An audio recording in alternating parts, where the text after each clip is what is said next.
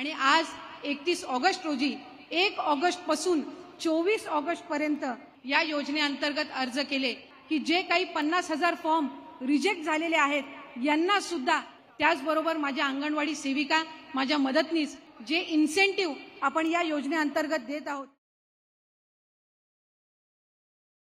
महायुतीच्या सरकारची महत्वाकांक्षी अशी मुख्यमंत्री माझी लाडकी बहीण या योजनेअंतर्गत आज वचनपूर्तीचा हा दुसरा राज्यस्तरीय सोहळा आयोजित होत असताना आजचा हा दिवस आमच्या सगळ्यांसाठीच अतिशय आनंदाचा दिवस आहे।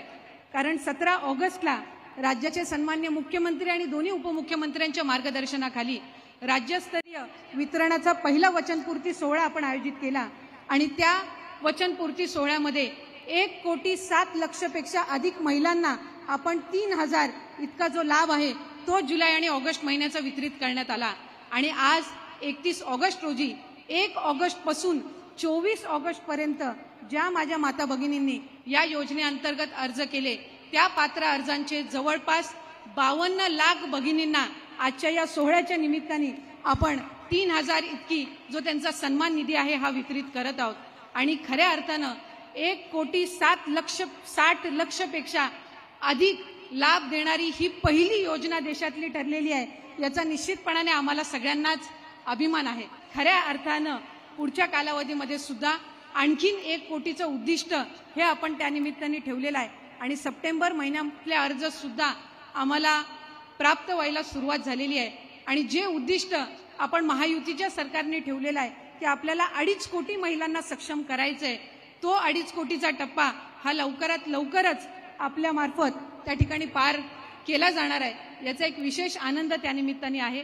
अनेकींचे आम्ही मतं जाणून घेतली, बऱ्याच जणींनी आमच्याकडे आनंद व्यक्त केला। आज सकाळी साहेब नागपूर विभागातील आपण 5.6 लाख महिलांना आपण आज सकाळी त्या ठिकाणी त्यांचा जो सन्मान निधी आहे तो वितरित केला। त्यामुळे या सर्व योजना करत असताना लेक लाडकी योजना असेल, लाडकी बहीण योजना असेल, मुख्यमंत्री महिला सशक्तीकरण अभियानाअंतर्गत 2 कोटीपेक्षा अधिक महिलांना आर्थिकरित्या सक्षम करण्याचं आपलं अभियान असेल, हे सगळे अभियान मुख्यमंत्र्यांच्या आणि दोन्ही उपमुख्यमंत्र्यांच्या मार्गदर्शनाखाली महिला व बाल विकास विभाग अधिक काटेकोरपणाने त्याचं पालन करेल। अनेक जण यावर टीका करत आहेत, पण जे टीका करणारे आहेत ते सुद्धा आपल्या नावाने नाही तर स्वतःच्या नावाने बॅनर लावून तिथं फॉर्म भरतायत। काहींनी साहेब हाही प्रयत्न केला की चुकीचे अर्ज भरून कसा या माता भगिनींचा लाभ अडवता येईल, हा सुद्धा प्रयत्न करण्यात आलेला आहे। पण आम्ही विभाग म्हणून हा निर्णय घेतलेला आहे की जे काही 50,000 फॉर्म रिजेक्ट झालेले आहेत यांना सुद्धा पुन्हा फॉर्म भरण्याची संधी ही आपण सप्टेंबर महिन्यामध्ये देणार आहोत। त्यामुळे कोणीही या योजनेअंतर्गत लाभापासून वंचित राहणार नाही, हा प्रयत्न विभाग म्हणून करत आहोत। त्याचबरोबर माझ्या अंगणवाडी सेविका, माझ्या मदतनीस यांनी जी मेहनत या योजनेमध्ये घेतलेली आहे ती उल्लेखनीय आहे। आणि म्हणूनच नवरात्राच्या पार्श्वभूमीवर जे इन्सेंटिव्ह आपण या योजनेअंतर्गत देत आहोत ते सुद्धा देण्याचं प्रयोजन हे आम्ही नवरात्रीच्या पार्श्वभूमीवर करत आहोत। त्यामुळे खऱ्या अर्थानं महिलांना सक्षम करण्याचं काम या महायुतीच्या सरकारच्या माध्यमातून होत आहे। या निधीमार्फत आपल्याला अधिकाधिक स्वतःला सक्षम करून घ्यायचंय आणि म्हणूनच या योजनेअंतर्गत आम्ही जॉईंट अकाउंटचा नियम न ठेवता तुमचं स्वतंत्र खातं असावं हा नियम ठेवला। कारण ज्या वेळेला तुमच्या स्वतंत्र खात्यावर डीबीटी येतो आणि त्याचा मेसेज ज्या वेळेला तुमच्या मोबाईलवर त्या ठिकाणी पाहायला मिळतो त्यावेळेला तो आनंद हा आपण कुठल्याही दुसऱ्या आनंदासोबत याची तुलना करू शकत नसतो।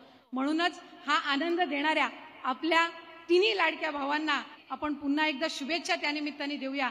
या विभागामार्फत आम्हाला ही योजना राबवता येत आहे, याचे पुन्हा एकदा मी मनापासून आपल्या या 3 मोठ्या बंधूंचे आभार मानून या ठिकाणी थांबते।